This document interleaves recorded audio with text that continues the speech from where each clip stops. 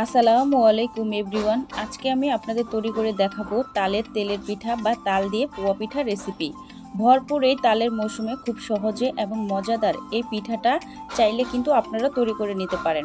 তো চলুন দেখে নেওয়া যাক ভিডিওটি কিভাবে এই স্কিপ না করে মজাদার তালের সম্পূর্ণ পিঠা তৈরি ভিডিওটি করতে হয়। দেখার অনুরোধ রইল। আর যারা নতুন তারা প্লিজ আমার চ্যানেলটি সাবস্ক্রাইব করে দিবেন, পাশে থাকা বেল আইকনটি প্রেস করে দিবেন।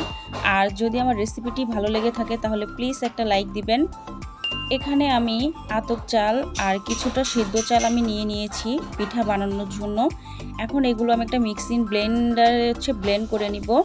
এখন এখানে আমি একটা চামচ দিয়ে কিছুটা চাউল আমি দিয়ে দিব ঢাকনা দিয়ে। এখন আমি এটা মিহি করে একটা পেস্ট বানিয়ে নিব।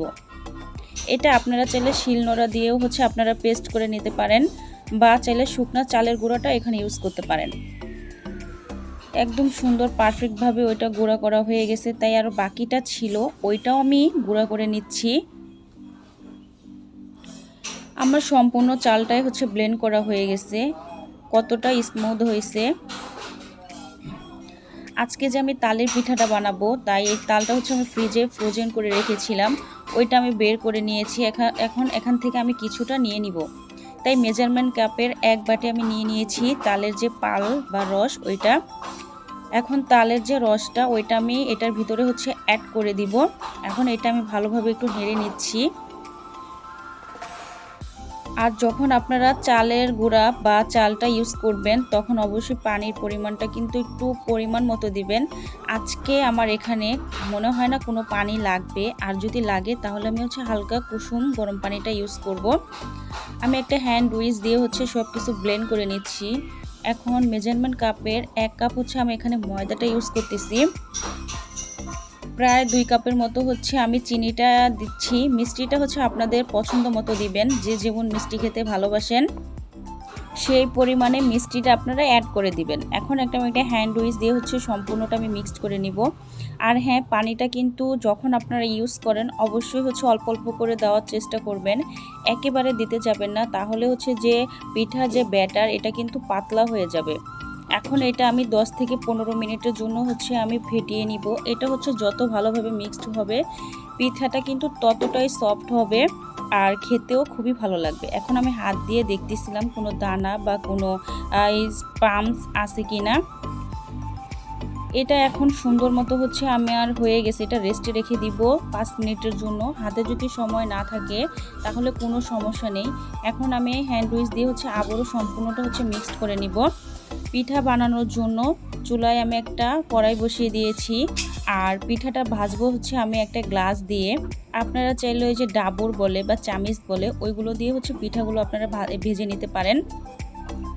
এখন আমি একটা পিঠা দিয়ে দিলাম তেলের ভিতরে। দেখুন মাশাআল্লাহ পিঠাটা কিন্তু খুবই ফুলে উঠছে। মানে এতটা ফুলেছে যে উল্টালে আবারও ওই পাশ হয়ে যাচ্ছে। আপনারা অবশ্যই আমার রেসিপিটি ফলো করে বাসায় ট্রাই করবেন, দেখবেন খুবই ভালো লাগবে। এখন এই পিঠাটা আমি উল্টিয়ে পাল্টিয়ে সুন্দর করে আমি ভেজে নিব। এটা আমি একটু গোল্ডেন কালার করে ভেজে নিব, আমার থেকে একটু বেশি ভাজলে ভালো লাগে। এখন সেম প্রসেসে আমি আরও একটা পিঠা দিয়ে দিচ্ছি।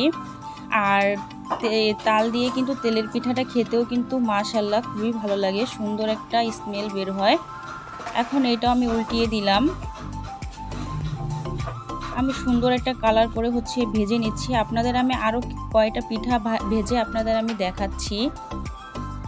আর যখন এই পিঠাগুলো বানাই না, যদি সুন্দর মতো হয় তাহলে কিন্তু ভাজতে ইচ্ছা করে। জানি না আমি কতটুকু আপনাদের সাথে শেয়ার করতে পেরেছি। এখন এটাও আমি সুন্দরভাবে ভেজে তুলে নিচ্ছি তেল থেকে।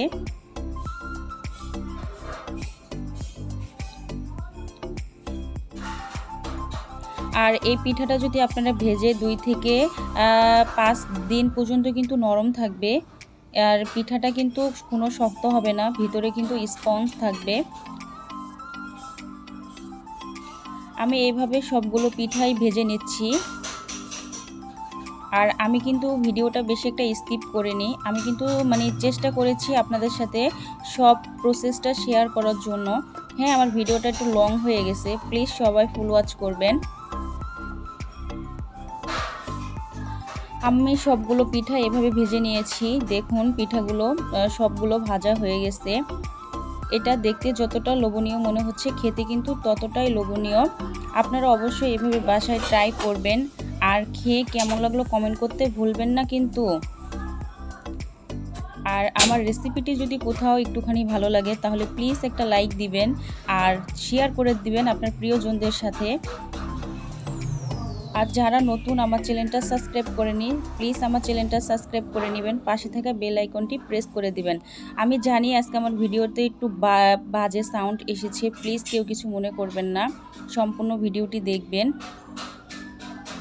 আর আপনারা অবশ্যই এই তালের মৌসুমে তাল দিয়ে এই তেলের পিঠাটা বানিয়ে খাবেন বা পোয়া পিঠাটা, দেখবেন খুবই ভালো লাগবে। সবাই ভালো থাকবেন, সুস্থ থাকবেন, আমার জন্য দোয়া করবেন। Thank you for watching my video.